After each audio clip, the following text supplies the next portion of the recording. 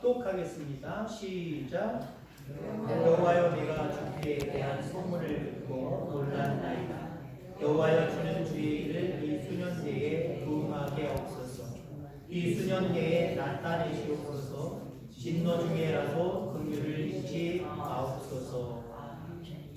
아멘. 아멘. 또 귀한 은혜가 우리 가운데 함께 되길 간절히 소망합니다. 이 본문을 가지고 2021년도 2월 중순경에 부흥을 기대하며 라고 하는 제목으로 말씀드린 적이 있습니다. 같은 본문이지만 좀 다른 모습으로 하나님의 말씀을 증거하고자 합니다. 오전에 우리가 담을 허는 믿음에 대한 이야기를 했어요. 담 중에 가장 큰 담은 뭘까요? 어쩌면 우리가 헐어버려야 될 담 중에 가장 중요한 담은 뭘까요? 죄의 담입니다.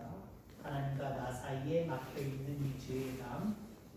다른 것도 다 허물어야 되지만 가장 먼저 그리고 비중을 두고 우리가 헐어야 될 이 담, 죄의 담입니다. 그럼 여러분들 죄의 담을 허는 방법이 뭘까요? 죄의 담을 허는 방법, 가장 우선적으로 해야 될 죄의 담을 허는 방법, 기도입니다.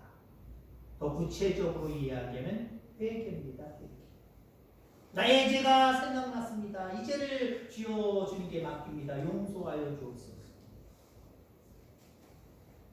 죄의 담은 나 스스로 고쳐낼 수가 없어요. 허물을 수가 없어요. 하나님 앞에 맡겨야 됩니다. 기도로 맡겨야 됩니다. 그렇습니다. 죄의 담이 깨끗하게 허물어지면 내 심령 속에 먼저 부흥이 일어나고 심령 속에 부흥이 일어난 성도들이 모여서 하나가 되어 활동하기 시작하면 주변이 다 부흥하는 역사들이 나타나는 거예요. 이러한 원리를 따라서 여러분들 회개운동이 일어나길 바라고 여러분들 심령 속에 우리 교회 속에 진정한 부흥의 역사들이 나타나게 되기를 간절히 소망합니다.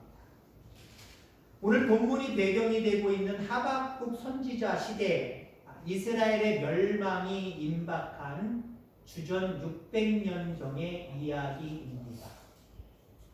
하나님이 조명해 주신 것에 따라서 하박국은 이 나라 이 민족이 곧 멸망하겠구나라고 하는 것을 느꼈어요. 근데 다른 사람들은 그걸 느끼지 못하고 계속해서 죄악 속에 살아가요. 그러니까 하박국 선지자가 얼마나 속이 상하겠습니까? 정신 차려서 회개해야 되는데, 정신 차려서 하나님 앞에 가야 되는데, 하나님 앞에 서야 되는데, 정신 못 차리고 세상 속에 퍼져서 죄악 가운데 살아가는 이스라엘 민족을 바라볼 때 한심하기 끝이 없었어요. 자기도 절망 가운데 있었어요. 그런데 하나님이 그에게 계시하셨습니다. 보여주셨습니다. 앞날을 보여주셨어요. 다시 힘을 얻을 수가 있게 되었습니다. 절망 가운데 있는 상황이지만, 낙심 가운데 있는 상황이지만 하나님의 계시를 받고 새 힘을 얻을 수가 있었어요. 어려운 상황이지만 다시 이 나라를 세우겠다라고 하는 것이 하박국을 향한 하나님의 계시였습니다. 절망하지 말아라. 낙심하지 말아라. 이렇게 멸망당하는 것 같지만 영원히 멸망당하는 것이 아니라 내가 이 민족을, 이 나라를 다시 세울 것이다. 다시 부흥케 할 것이다. 라고 이렇게 그에게 말씀해 주셨습니다. 하박국 선지자는 신도 얻었어요. 하나님이 여러분의 심령을, 하나님이 우리 내남 제일교회를 다시 살리실 줄 믿습니다. 뭐 죽었다는 얘기가 아니에요. 다시 더 큰 부흥의 역사로 들어서게 하실 줄 분명히 믿습니다. 여기에 힘을 얻고 우리가 마땅히 감당해야 될 일들이 무엇인지 한번 생각하고 또 그 부분에 열심을 품는 저와 여러분들 다 되기를 주의 이름으로 축원합니다. 부흥이라고 하는 단어에는 세 가지 의미가 포함되어 있습니다. 부흥이라고 하는 단어에 세 가지 의미가 포함되어 있다. 우선 첫째는 숨쉽니다. 부흥은 숨쉬는 거예요. 우리가 살아있다는 게 뭡니까? 숨쉬니까 살아있는 거잖아요. 교회가 살아있다. 부흥을 다른 말로 표현하면 살아있다. 어떻게 살아있는 거예요? 교회가 호흡한다. 그럼 여러분 교회가 호흡하는 게 보여요, 안 보여요? 보이시길 바랍니다. 영안의 눈이 뜨이기 시작하면 그냥 느껴요. 저나 여러분이 다른 교회를 갈 일이 별로 없잖아요. 아마 여러분들도 제가 더 그럴 거예요. 여러분들 1년에 몇 차례도 아들 집으로 딸 집으로, 그래서 아들이 다니는 교회로 딸이 다니는 교회로 그렇게 가시잖아요. 근데 목회자들은 특별히 초빙을 받아서 어디 가지 않는 이상은 다른 교회 갈 일이 별로 없어요. 근데요, 다른 교회 가보면 이 교회가 호흡이 있는 교회인지 숨이 있는 교회인지 숨이 멈춰져 있는 교회인지 답답하게 숨을 쉬고 있는 교회인지 시원하게 숨을 쉬고 있는 교회인지 느껴져요. 여러분들 느껴질 수 있습니다. 느껴지시는 분들도 있을 거예요. 호흡이 다시 살아나요. 호흡이 더 정상적인 모습으로 살아나요. 두 번째, 다시 산다라고 하는 의미가 있습니다. 다시 산다. 비슷한 말씀이지만 호흡을 하는 거나 호흡을 하니까 사는 거고 또 다시 산다라고. 에스겔 37장에 보면은 골짜기마다 마른 뼈들이 있었는데 하나님의 명령 가운데 그들에게 생기가 들어가니까 마른 뼈들이 붙고 살이 붙고 다시 인간이 되잖아요. 이런 의미의 모습을 얘기하는 거예요. 육신적으로 호흡하고 살아있다라고 하는 의미가 아니라 그 교회가 살아있는 교회냐 죽어있는 교회냐 보인다니까요. 더 확실하게 살아있는 우리 교회 되기를 간절히 소망합니다. 회복하다라고 하는 의미가 있어요. 회복하다.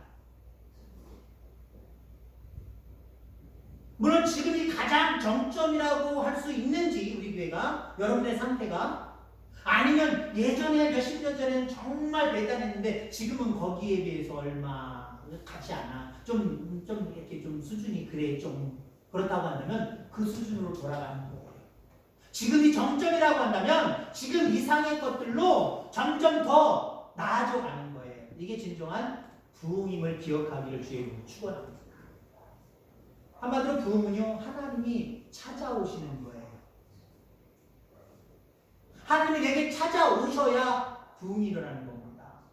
물론 단순하게 하나님 늘 우리 교회에 계시고 나 찾아오시는데요, 그렇게 얘기하지 마시기 바랍니다. 진정으로 내 심령 속에 하나님이 나와 함께 하시는지 함께 해야 돼요.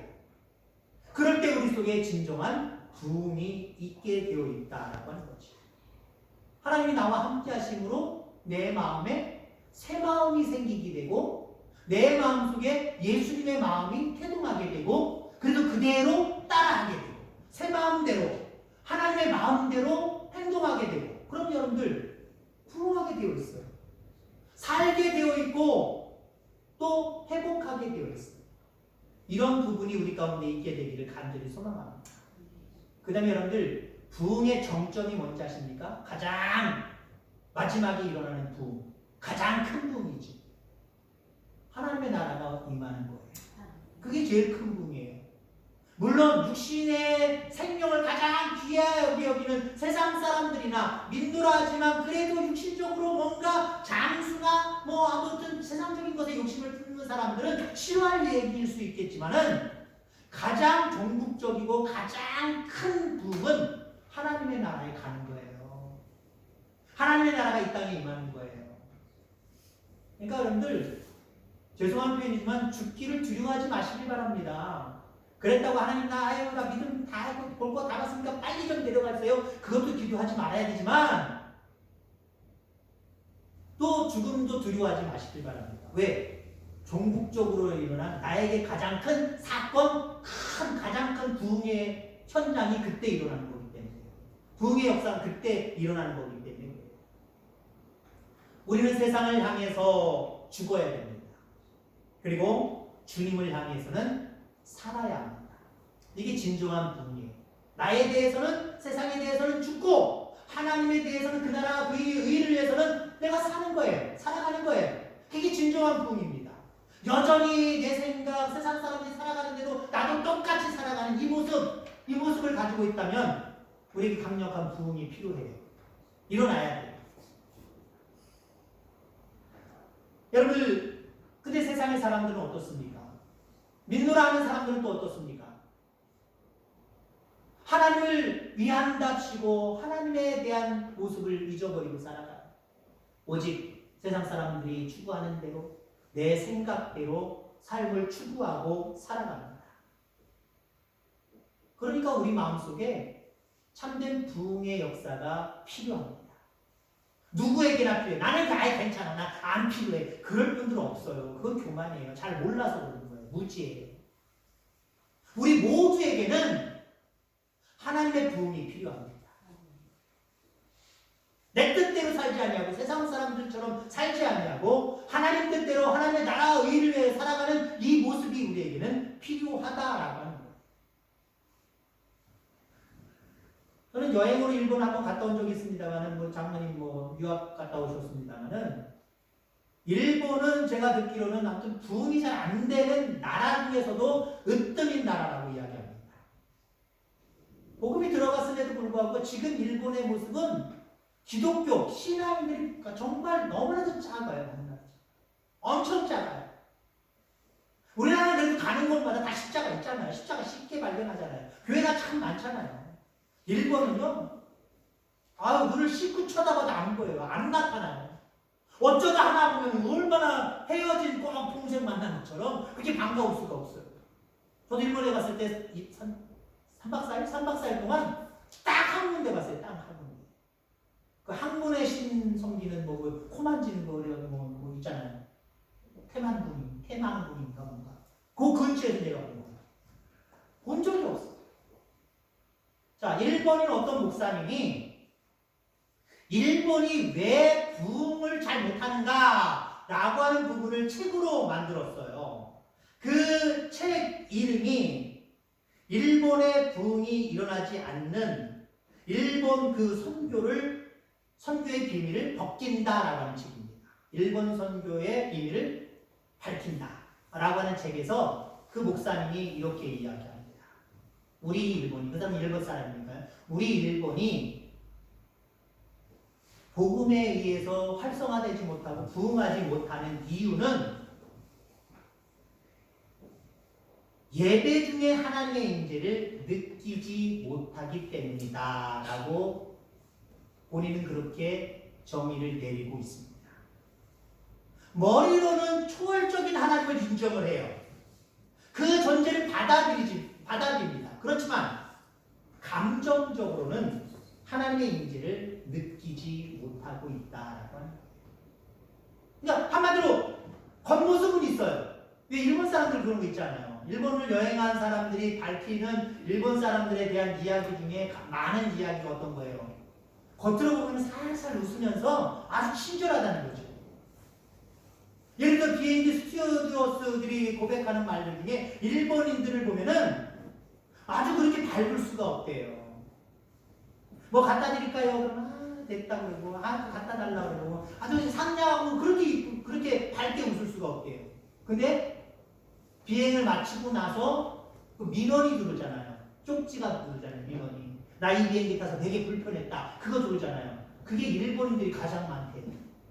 겉으로는 괜찮은 척, 안 해도 되는 척, 필요 없는 척 하는데 실질적으로는요. 나 이 비행기 타고 아주 불편했다. 뭐도 불편하고 이거 써내는 사람들이 일본인들이 많대요. 우리나라 사람들은 반대로 얘기하면 지나치다가 처음 보는 사람들 되게 과묵하잖아요. 그죠? 저랑 장로님이 모르는 사람들이 같이 지나치잖아요. 서로 과묵하잖아요. 싼 것도 아닌데.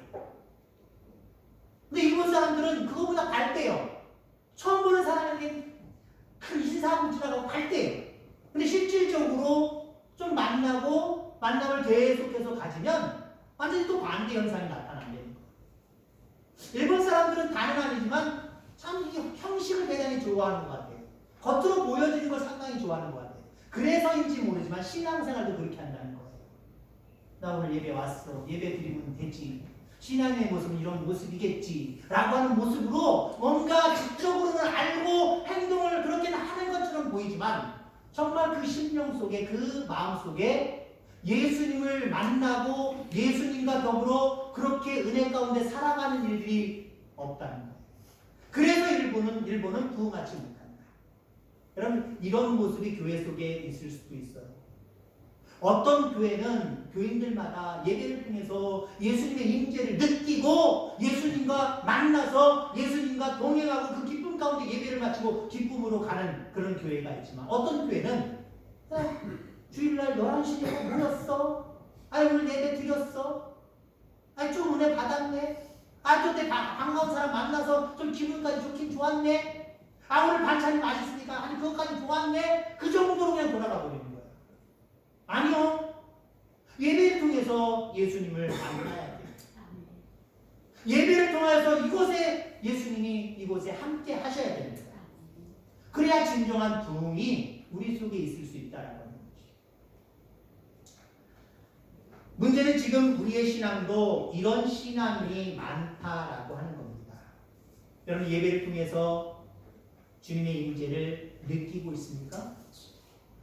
느끼는 부흥이 우리 가운데 일어나게 되기를 주의 이름으로 축원합니다. 이렇게 예수님의 임재, 그 부흥이 우리 속에 느껴지면은요, 영이 사는 거예요. 영이 사는 게 부흥이에요. 부흥은 물론 숫자 늘어나는 거 부흥이고, 재정이 늘어나는 거 부흥이고, 부흥이지요. 근데 실질적으로 정말 본질적인 부흥은요, 내 영이 사는 거예요. 여기에 모인 모든 성도님들이 영이 살아나는 거예요. 이게 더 큰 부흥이에요. 시대가 좋아지니까 월급 많이 받고 돈 많이 버니까 11조 내기 시작을 하고 그래도 재정은 많아지고 숫자적인 부분들은 좀 많아져도 영은 영 숨을 쉬지 못하고 답답하게 죽은 자처럼 그렇게 살아가고 있다?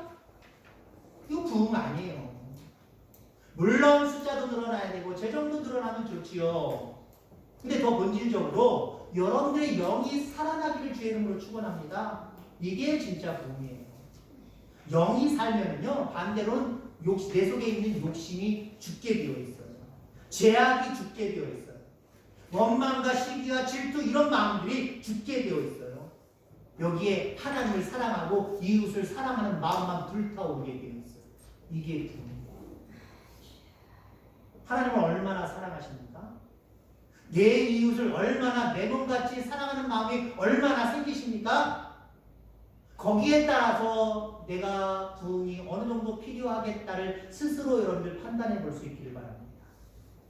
나는 어느 정도 하니까 아직 이 정도만 필요하겠다라고 하시는 분들이 있겠지만 하나님을 사랑하고 또 이웃을 사랑하는 그런 모습으로 바라보면 나는 아직 멀었네 하시는 분들 실망하지 말고요.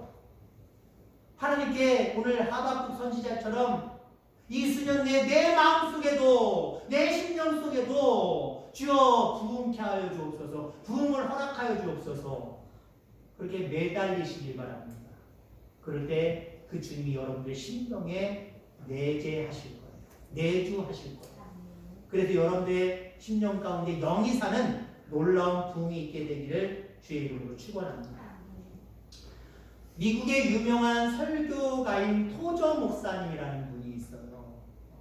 이분의 설교 중에 영어 제목으로는 Road or Revival 이라고 하는 제목의 설교가 있어요. 함축된 설교예요. 우리나라 말로 표현하면 럿이라고 하는 의미는 무엇이냐면 정체되었다. 그 다음에 롯이라고 하는 표현은 부패되었다. or revival. 리바이벌은 여러분 아시죠? 부흥입니다. 부흥되었다. 그래서 여기서 이 목사님이 말하고 있는 게 무엇이냐면은 판을 바뀌어서 정체된 교회, 정체된 교인이 될 것이냐 아니면 정체가 심해서 부패된 교회, 부패된 성도가 될 것이냐 아니면 부흥하는 교회, 부흥하는 성도가 될 것이냐. 그렇습니다. 교회는 우리 사랑하는 성도들은 세 부류로 분류할 수 있어요. 정체된 교회, 부패된 교회, 부흥하는 교회. 셋 중에 하나 꼭 어느 교회든지 속하게 되어 있어요. 성도들도 마찬가지예요. 정체된 성도, 부패된 성도, 부흥하는 성도. 어느 한쪽에 치우쳐 포함되어 있게 되어 있어요. 여러분들은 어디입니까? 우리 교회는 어디입니까? 정체된 교회입니까? 부패된 교회는 교회는 아닌 것 같아요. 그러나 부패될 수 있는 요소들은 전혀 없습니까?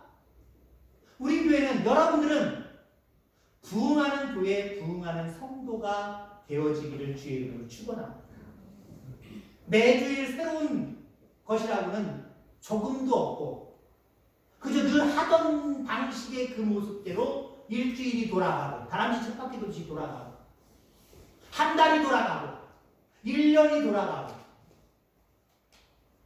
그런 모습은 그냥 정체된 모습이에요. 그 정체가 1년, 2년, 3년, 4년 계속 흘러가다 보면은요 어떤 현상이 또 나타나요? 부패되는 거예요.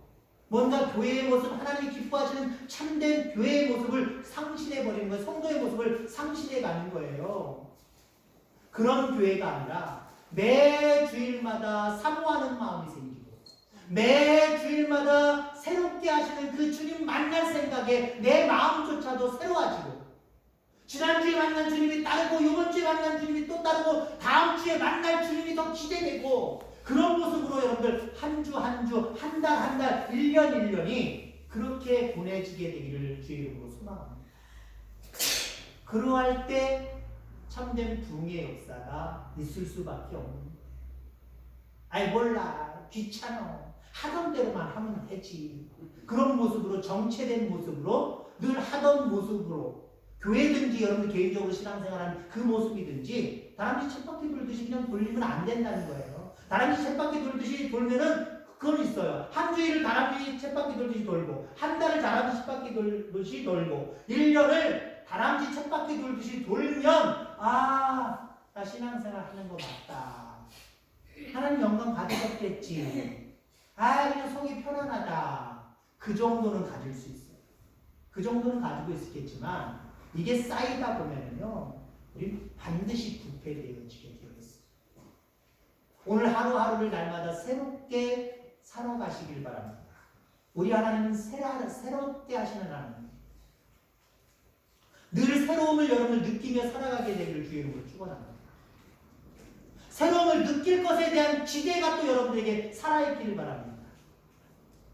그 설교가 그 설교고 그 주일이 그 주일이지 그 사람들이 그 사람들이지 아니 그래도 어떻게 가긴 가야 되겠고 그런 모습으로 신앙생활하지 말고요. 야 이번 주도 목사님 만나고 장로님들 만나고 우리 성도님들 만나고 우리 주님 만날 생각하니까 아주 기대가 가네. 아 신나네. 또 우리 하나님이 이번 주에는 어떤 모습으로 나의 마음 가운데 참된 기쁨과 평안을 허락해 주실까? 그런 모습으로 여러분들 신앙생활하고 이런 모습으로 신앙생활하는 여러분들에게 하나님이 매 주일마다 매 달마다 매 해마다 새롭게 하시는 부흥의 역사들이 있기를 주의 이름으로 축원합니다. 이렇게 부흥해 가요. 이렇게 부흥해 갈 수 있는 우리 모든 성도님들 우리 교회 되기를 주의 이름으로 축원합니다. 기도하겠습니다. 하나님